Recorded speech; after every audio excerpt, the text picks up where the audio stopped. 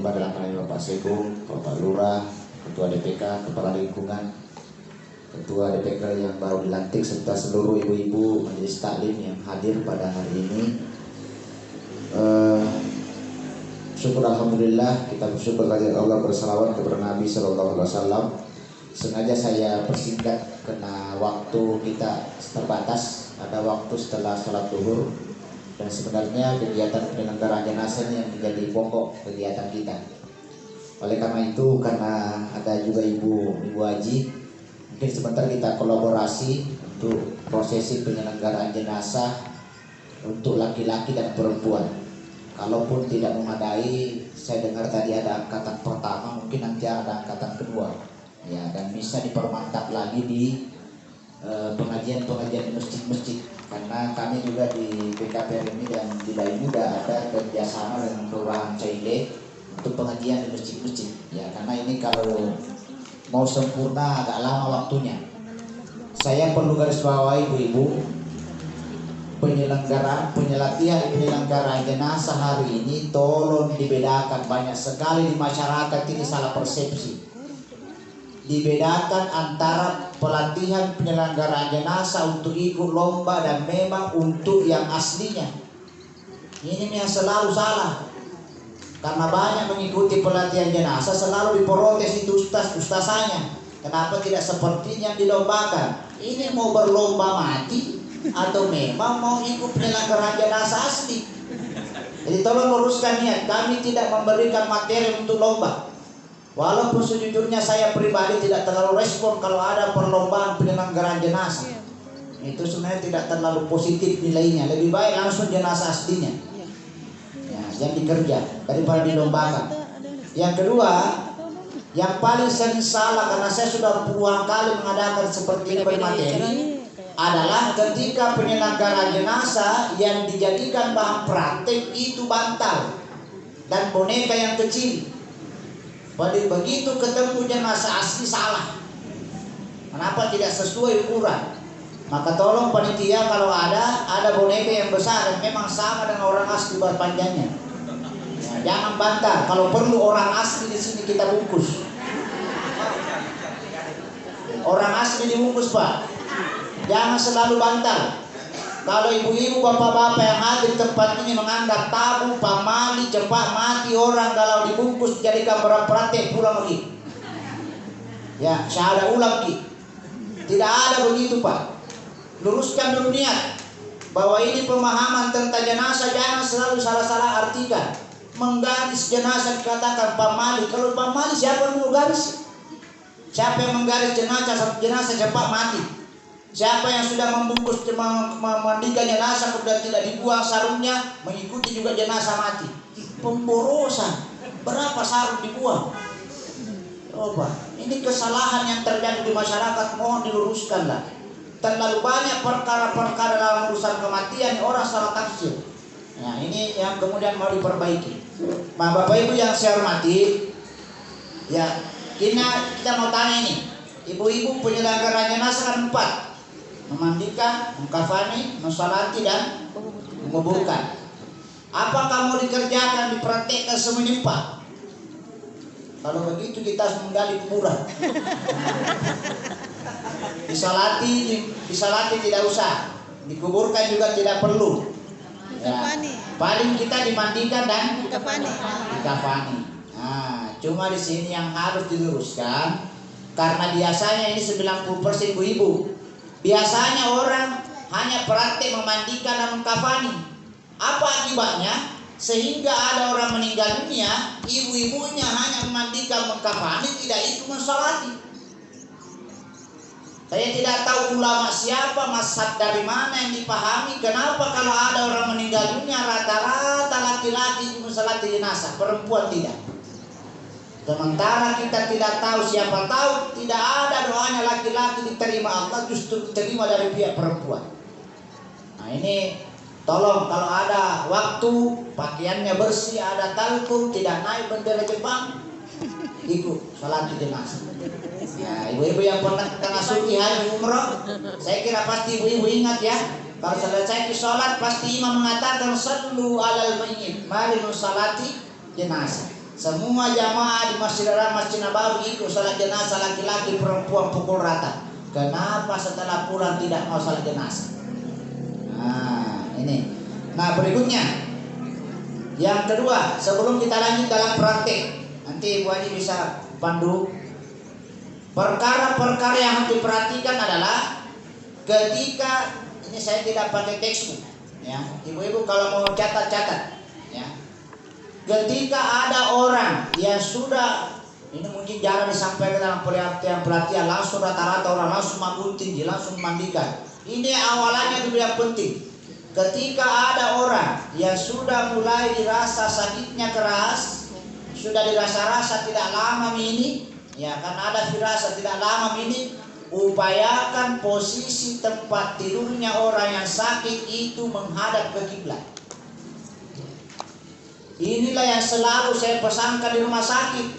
Tolong rumah sakit upayakan khususnya di bagian gawat darurat itu posisi tempat tidur itu betul-betul menyamping ke kiblat itu orang pasiennya. Siapa tahu ada apa-apa meninggal dunia mendadak, posisinya jenazah sudah menghadap ke kiblat. Ini penting kita ingatkan kepada sesama.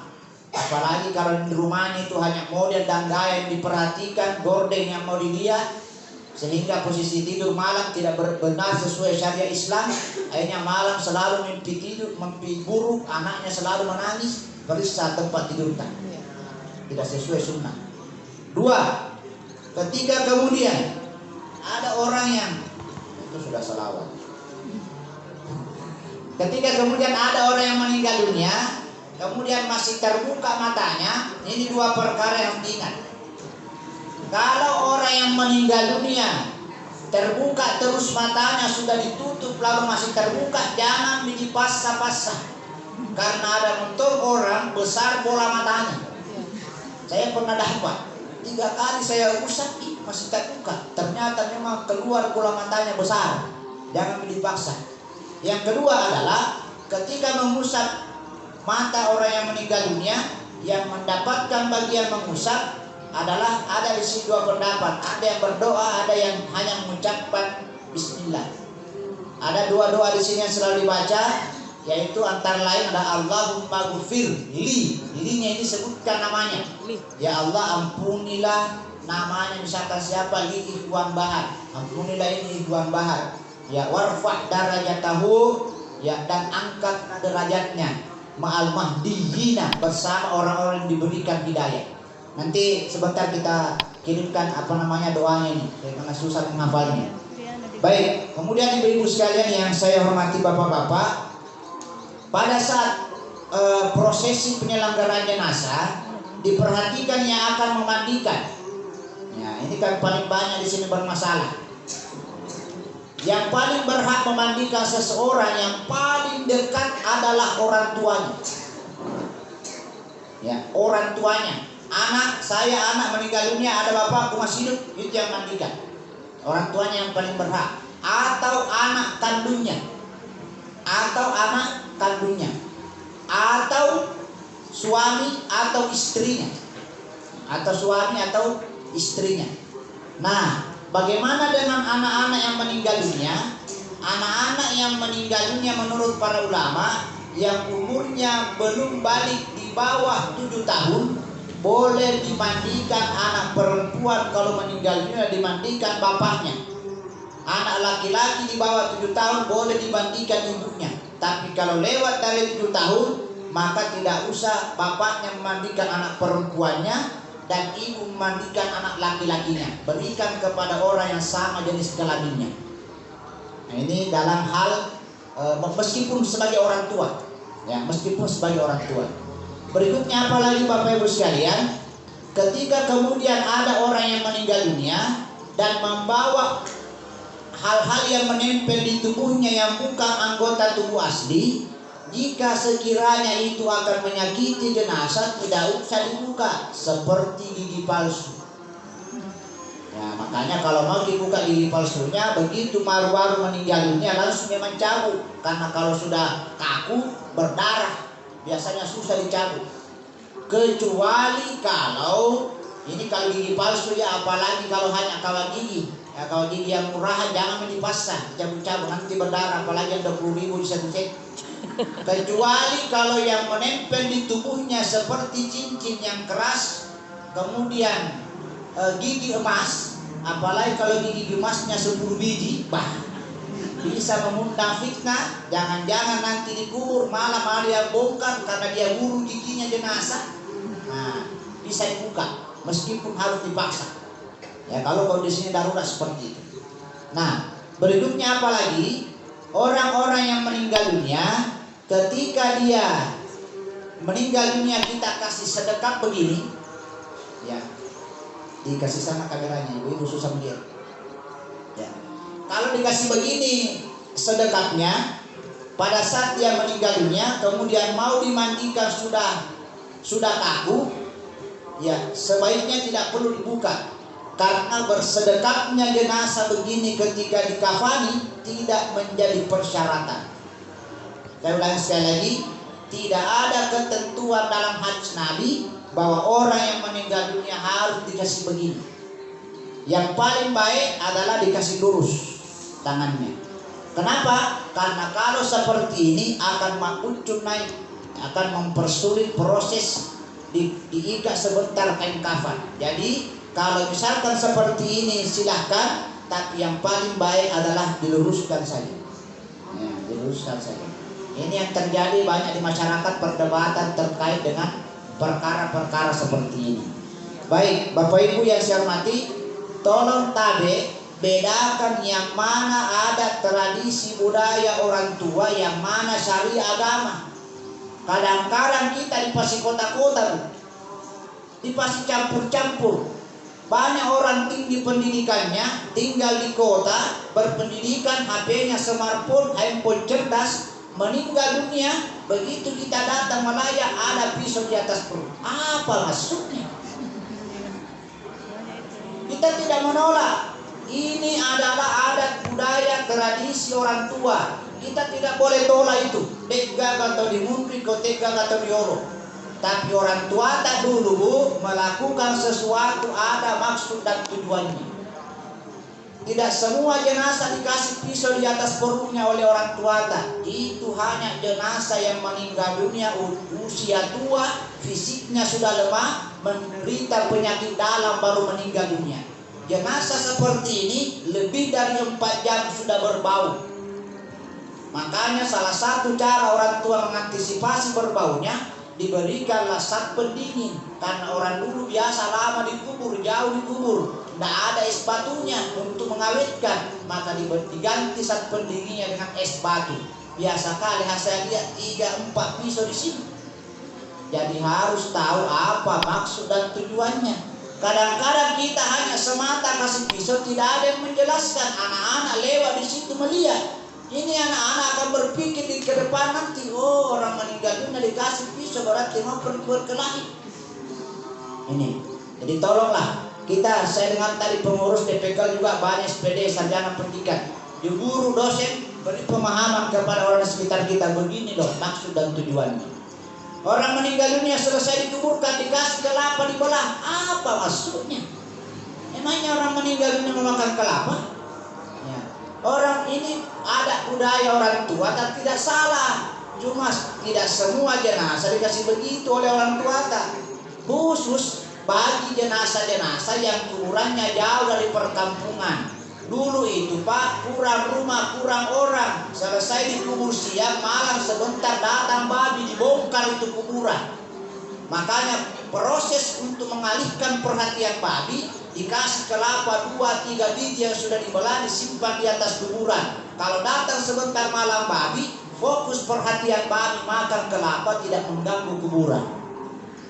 Nah ini saya lihat di atas kita corong, pinggirannya BTS semua, banyak orang, banyak rumah, tengah kota, tidak mungkin ada babi. Jangan dikasih kelapa. Orang tua tidak pernah salah, cuma cara tak menerjemahkan kebiasaan itu yang kadang-kadang salah, yang di belakang-belakang. Sekali lagi Pak, saya tidak menolak tradisi budaya orang tua, tapi tolong pahami ini maksud dan tujuannya, baru kemudian dikerjakan. Baik. Untuk mempersingkat proses penyelenggaraan jenazah, mungkin ada Contohnya sampul mana? Bonekanya ada.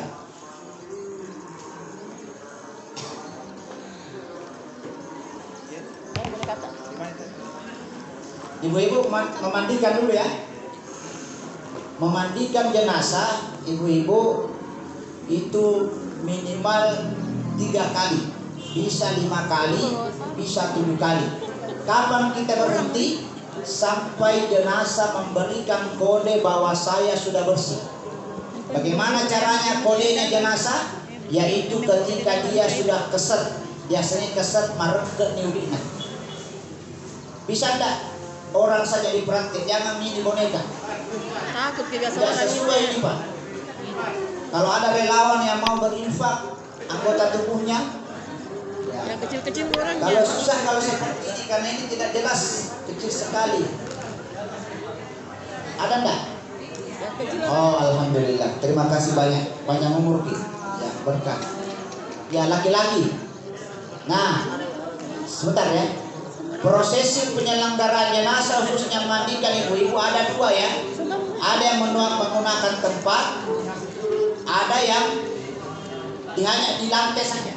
Ya, hanya di lantai saja. Ini kalau di lantai biasanya menggunakan 3 orang. Ada di kepala, ada di tengah, ada di kaki.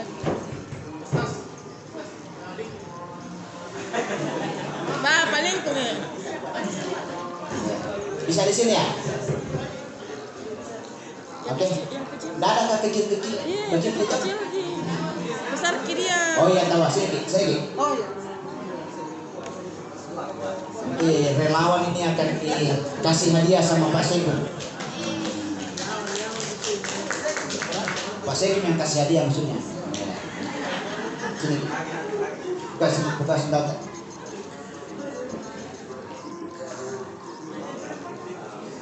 Perempuannya begini mungkin supaya cepat. Nah, nanti untuk kan ini untuk memandikan kan hampir sama di laki-laki perempuan. Cuma nanti untuk kain kafannya kita bedakan ya, nanti bagiannya Bu Haji dan saya bantu juga untuk penjelasan. Baik. Dada baik. Ya. Mau dimandikan juga di belakang. Atau selesai ini baru dipisah ya? Bagaimana? Selesai per laki-laki per perempuan. Iya, supaya kau fokus gitu. Kacau kalau ribet bagi 2 Laki-laki ke sini saja, ke sana. Tidak masalah saya. Tapi sebenarnya begini Bu, tidak selamanya bahwa nanti ibu perempuan saya diurus. Siapa tahu ada anak, ada suami. Ini perlu juga diketahui. Ya, pada kondisi tertentu. Kalau saran saya, tapi kalau mau dipisah boleh, diatur saya tempatnya. Tapi kacau ya. Ada terbagi 2 suara. Kacau ya. Selesai kan makin laki-laki baru perempuan. Oh begitu? Iya. Oke, baik. Bapak Ibu sekalian yang saya hormati. Ini nanya kalau jenazah pindah, bisa dikasih pindah-pindah, disuruh pindah. Oh, salah ini. Di sana ke belakang. Dan anggap lagi belakang. Jadi ini di sebelah kanannya sana di belakang. Karena nanti kan seperti ini kalau ya baik. Bapak Ibu yang saya hormati, poin pertama yang kita lakukan pada saat penyelenggaraan jenazah, biasanya ada yang bertanya, bagaimana dengan kuku?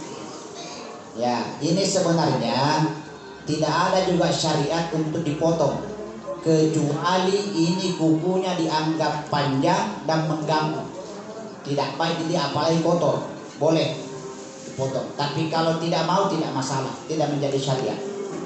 Kemudian kau pakai masker kan? Karena tidak ada dia orang meninggal pakai masker. Meninggal masker ya?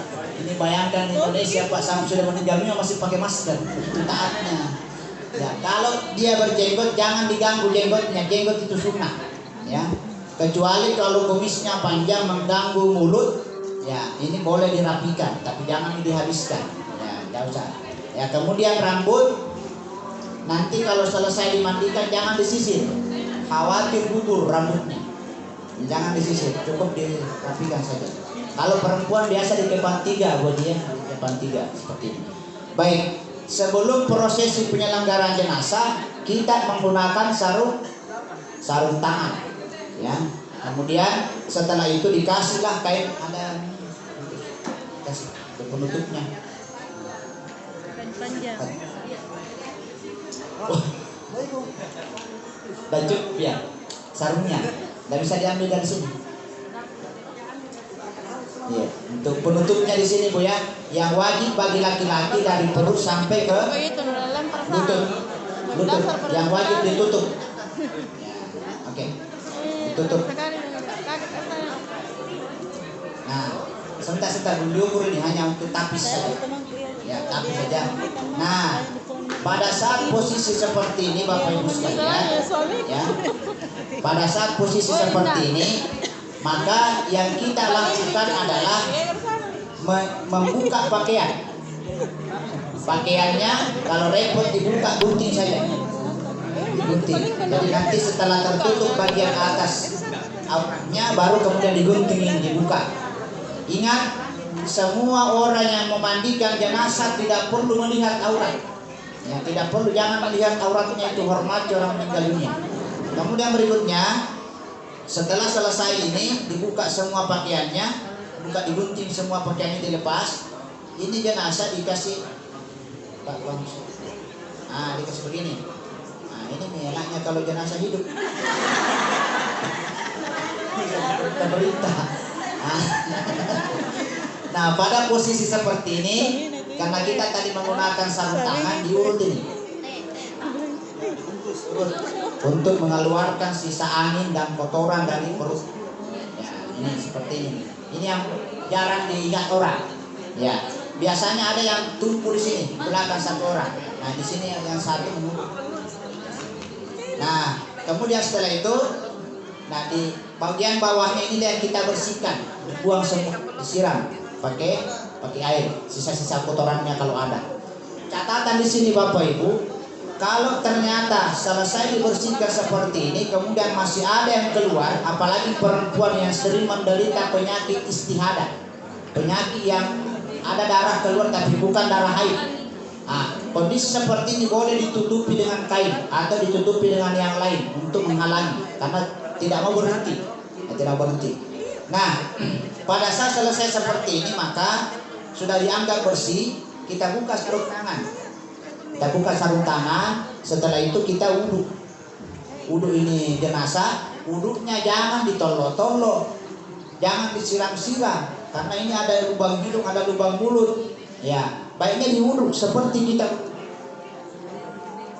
Nah, ini wudhu yang benar, bukan begini Bu ya, 1, 2, 3, salah. Yang benar 1 lengkap dulu, 2 lengkap semua kena, 3 itu yang benar. Jadi bukan 1, 2, 3, tidak.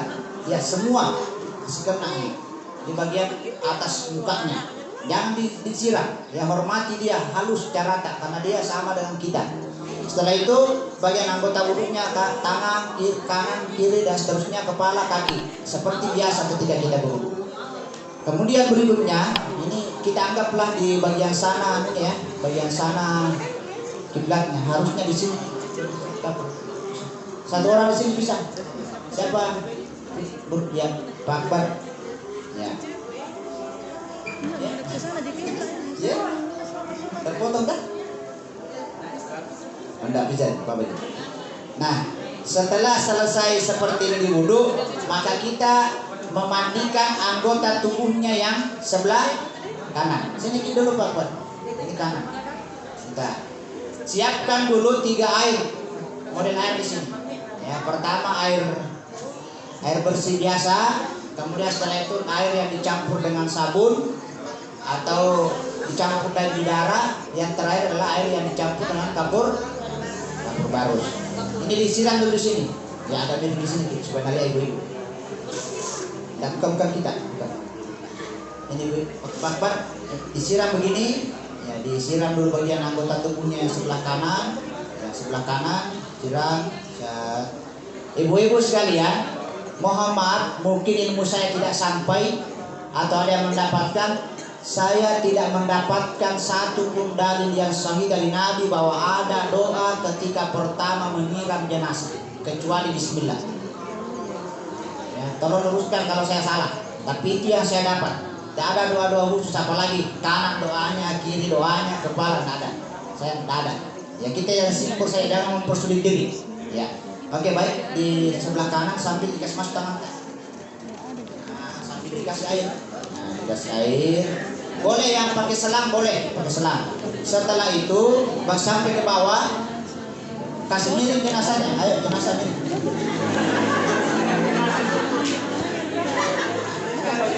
Pintar jenazahnya tuh.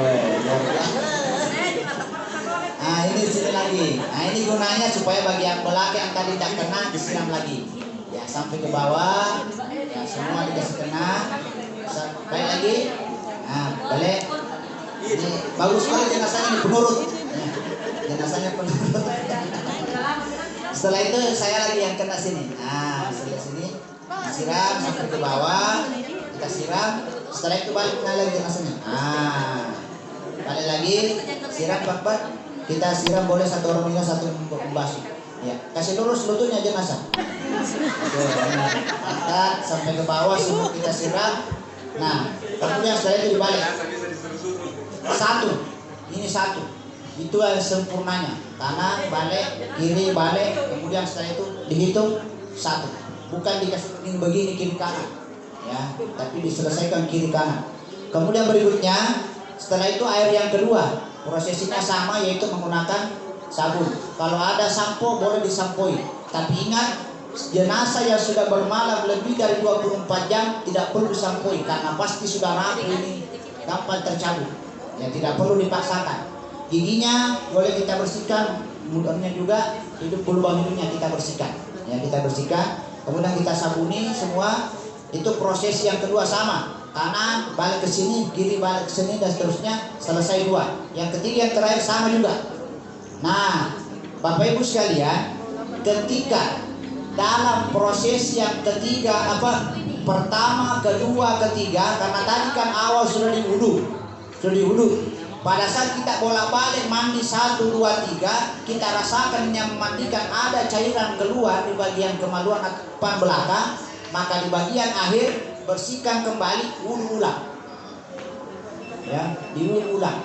Boleh. Kenapa? Karena sudah batal tadi ada yang keluar. Nah, itu pada prosesi memandikan jenazah. Kemudian setelah itu, kemudian kita keringkan, kemudian kita angkat ke tempat untuk mengkafani jenazah. Sampai di sini Bapak Ibu ada pertanyaan? Silakan. Jelas ya? Jelas. Baik, sekarang kita dilanjut ke untuk mengkafani. Ya, menggunting. Mungkin di sini bagus. Jenazahnya tenang-tenang dulu. Nah, bagaimana Ibu?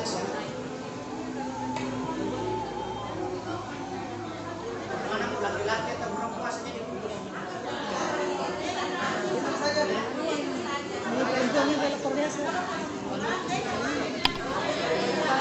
beda pembungkusnya kain kafannya beda kalau laki-laki.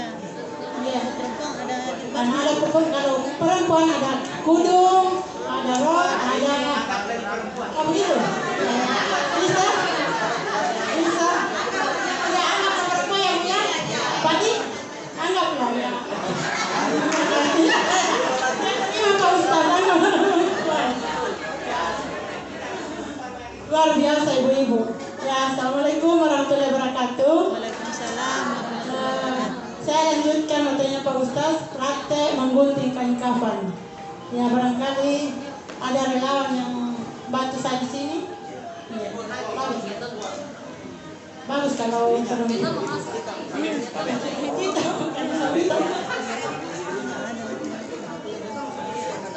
oh ya.